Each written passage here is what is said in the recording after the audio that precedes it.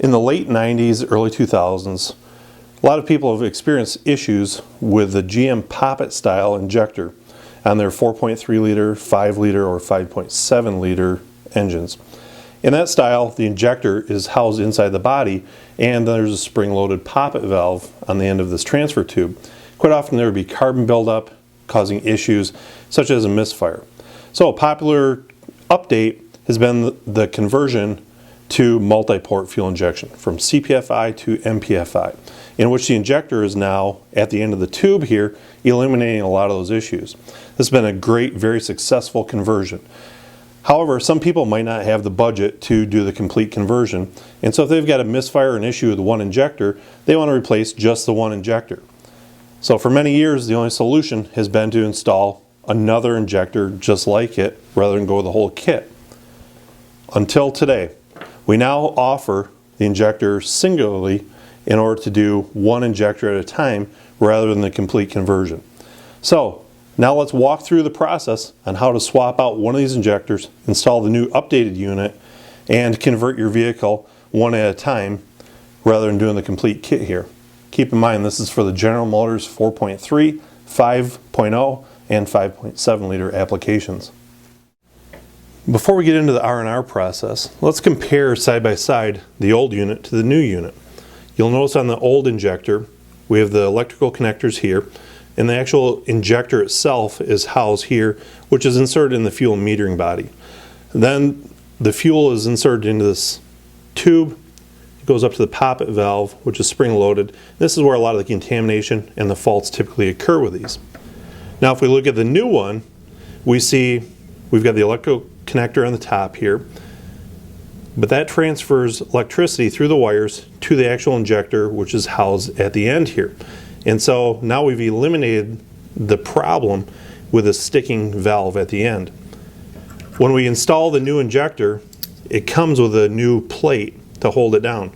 And you'll notice by looking at this, the new plate has a little bigger openings here, which allows that wiring to fit in there. So it's very important that you use the new plate with the new injector so you're not pinching the wires when you install it into the fuel metering body. Now let's take a look at the removal and replacement procedure. All right, let's take a look at removing the old injector from the fuel metering body. Now there's two 8mm nuts on top here in which we're going to remove. Now quite often when you pull this thing out of the vehicle there might be a little more carbon on it, and so it might be a little more difficult to get off. But you see I pulled this one off just with a 8mm socket and a nut driver. Now we're going to remove this hold down plate and we're going to discard it because we're going to be installing our new plate. Now this is the injector we're going to be replacing here, and so sometimes you might want to take a small pocket screwdriver and press and apply a little bit of pressure on the top side of it while grabbing on the underside and pulling it out. Now these things are going to have a lot of carbon built up, and so it's going to be a little difficult at times to get these things out.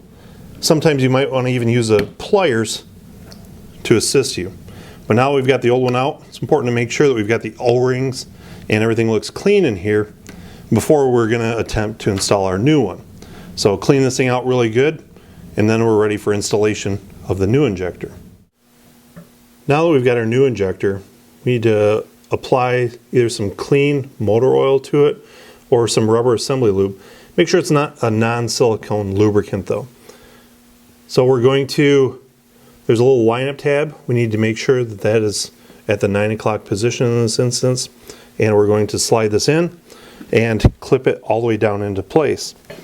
Now sometimes you might need to take another screwdriver or something to help, but you'll know it's all the way in when this shoulder here is flush with the fuel metering body. Now if that's in place, we're going to take our new hold down bracket and install it into place. It should fit down tight on all of the components here. Once that's set in place, we'll take our nuts and simply tighten them back down as they were before. Now that we've got it completely assembled, it's ready to go back in the vehicle. And so it's important on this V8 application to set up the tubes properly and make sure that you refer to the instruction sheet as to how to route the tubes once you install it back in the intake manifold.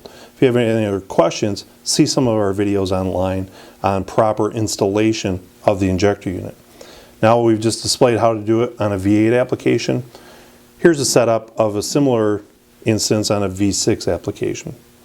So you can see we have the solution to replace the updated injector for your V8 application as well as your V6. Again, make sure to pay attention to the installation guide, the instruction sheet on how to route the tubes properly. Any further questions, refer to our additional videos online.